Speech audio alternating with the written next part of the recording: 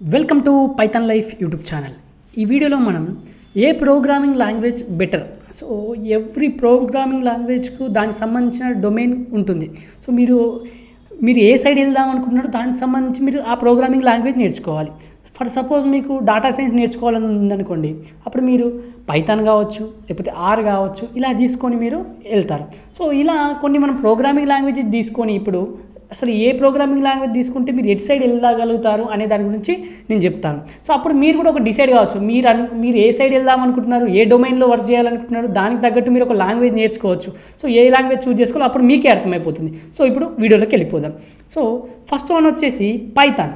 Python మనకి దేనికోసం use అవుతుందంటే వెబ్ డెవలప్మెంట్ కావచ్చు, డేటా సైన్స్ సైడ్ వెళ్ళాలన్నా పైథాన్ కావాలి, మెషిన్ లెర్నింగ్ సైడ్ వెళ్ళాలన్నా పైథాన్ కావాలి, artificial intelligence, automation, scripting. So Python అనేది చాలా బూమింగ్లో ఉంది ఇప్పుడు పైథాన్ అనే లాంగ్వేజ్. సో ఇప్పుడు మీరు ప్రజెంట్ ఉన్న టెక్నాలజీస్ అన్ని ఆర్టిఫిషియల్ ఇంటెలిజెన్స్ కావచ్చు, మెషిన్ లెర్నింగ్, ఇంకా ఇప్పుడు కొత్తగా టెక్నాలజీస్ వచ్చినా కూడా అన్ని పైథాన్ మీద చాలా వర్క్ అవుతున్నాయి. సో మీరు పైథాన్ నేర్చుకోవాలనుకుంటే ఒకసారి మన యూట్యూబ్ ఛానల్కి వెళ్ళి చూడండి.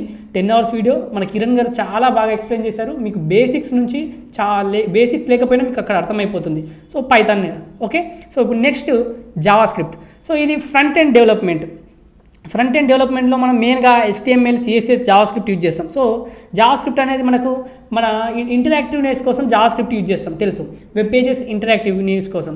సో ఇప్పుడు ఫ్రంట్ ఎండ్ డెవలప్మెంట్ సైడ్ కావచ్చు, సర్వర్ సైడ్ డెవలప్మెంట్ సైడ్ కావచ్చు, మొబైల్ యాప్ డెవలప్మెంట్ కోసం మనం జావా స్క్రిప్ట్ అని యూజ్ చేస్తాం. సో ఇది జావా స్క్రిప్ట్. మీరు జావా స్క్రిప్ట్ నేర్చుకున్నప్పుడు ఏమేమి వెళ్ళాలో నేను ఇక్కడ చెప్తున్నాను. సో మీరు అప్పుడు జావా స్క్రిప్ట్ నేర్చుకోవాలా, నాకు యూజ్ అవుతుందా, వెబ్ డెవలప్మెంట్ నేను చేయాలనుకుంటున్నారా లేదా మీకు తెలియాలి అది. సో మీరు దేంట్లో ఇంట్రెస్ట్ ఉన్నారు.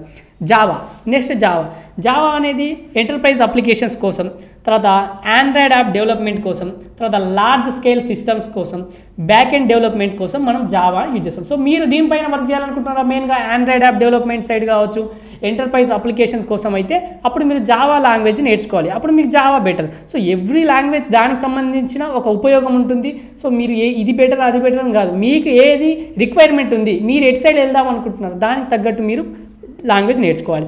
తర్వాత C++లో మనకు దేనికోసం ఇది సిస్టమ్ ప్రోగ్రామింగ్ కావచ్చు, గేమ్ డెవలప్మెంట్, మెయిన్గా గేమ్ డెవలప్మెంట్లో కూడా మనం C++ యూజ్ చేస్తాం.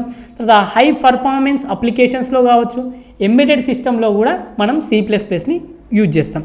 తర్వాత వచ్చేసి C# మనం దేనికో మెయిన్గా గేమ్ డెవలప్మెంట్ కోసం యూజ్ చేస్తాం, విండోస్ అప్లికేషన్స్ కావచ్చు, ఎంటర్ప్రైజ్ సాఫ్ట్వేర్ కోసం. సో మీరు వీటిపైన గేమ్ డెవలప్మెంట్ సైడ్ మీకు ఇంట్రెస్ట్ ఉంటే అప్పుడు C# నేర్చుకోండి, C++ నేర్చుకోండి. సో మీకు రిక్వైర్మెంట్, మీరు ఎట్ సైడ్ వెళ్ళాలనుకుంటున్నారో మీ ఇంట్రెస్ట్ బట్టి సో మీరు ఒక లాంగ్వేజ్ చూజ్ చేసుకోవాలి, అప్పుడు అది మీకు బెటర్ ఆప్షన్. నెక్స్ట్ వచ్చేసి రూబీ దేనికోసం, వెబ్ డెవలప్మెంట్. సో మనకు ఇక్కడ రూబీ అండ్ రియల్స్ ఫ్రేమ్వర్క్ ఉంటుంది, దానిపైన వర్క్ చేయాలనుకుంటున్నారా మీరు. సో వెబ్ డెవలప్మెంట్లో మనం రూబీ అనేది యూజ్ చేస్తాం. తర్వాత స్క్రిప్టింగ్ కోసం కూడా రూబీ అనేది యూజ్ చేస్తాం. సో ఇది రూబీ యొక్క లాంగ్వేజ్. తర్వాత shift. So mobile app development, మెయిన్గా ఇది షిఫ్ట్ అనేది మనకు ఏ డొమైన్లో వర్క్ అవుతుందంటే మొబైల్ యాప్ డెవలప్మెంట్, మెయిన్గా మళ్ళీ దేంట్లో iOS కోసం మీరు దానిపైన వర్క్ చేయాలని ఇంట్రెస్ట్ ఉందా, సో మీరు షిఫ్ట్ అనే లాంగ్వేజ్ నేర్చుకోవాలి. iOS, Mac OS, watch OS, TV OS app development కోసం మీరు షిఫ్ట్ అనే లాంగ్వేజ్ నేర్చుకోవాలి. మీ రిక్వైర్మెంట్ ఇటు సైడ్ ఇంట్రెస్ట్ ఉంటే షిఫ్ట్ అనేది నేర్చుకోండి.